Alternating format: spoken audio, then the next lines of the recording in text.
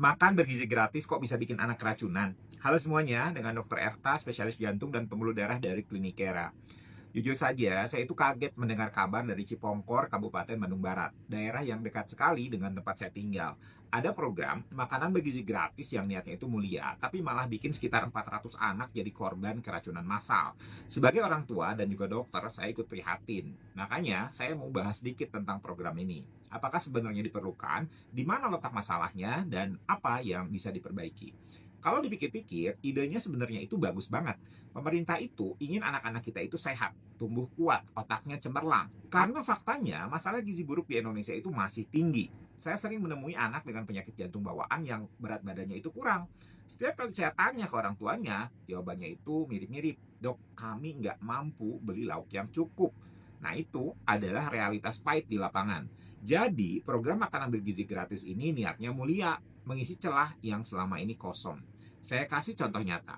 Ada anak yang datang kontrol ke saya, anaknya itu punya penyakit jantung rematik dan kita tahu penyakit jantung rematik itu di Indonesia masih cukup banyak dan salah satu faktor resikonya adalah kurang gizi.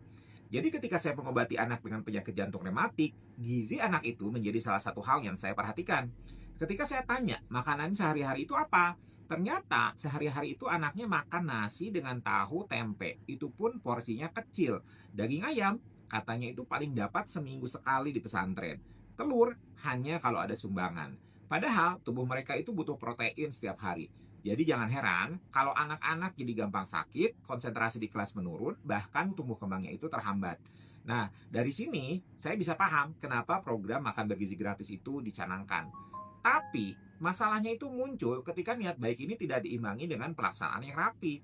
Bayangkan, ratusan porsi makanan itu harus dimasak pagi-pagi, lalu dikirim ke sekolah-sekolah. Perjalanan itu bisa memakan waktu berjam-jam.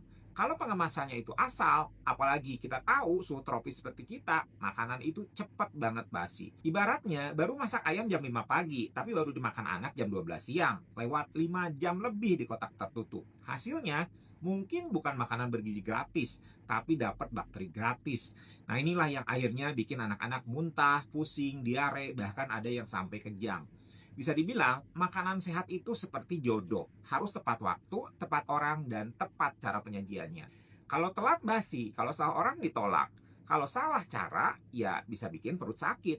Tapi sayangnya, beda dengan jodoh. Makanan basi nggak bisa kita kasih kesempatan kedua. Sekali basi, langsung berbahaya. Selain faktor penyimpanan, ada juga persoalan dapur produksi. Dapur yang memasak untuk ratusan bahkan ribuan anak itu harus higienis, peralatannya bersih, airnya terjamin, dan pekerjanya itu paham standar kebersihan.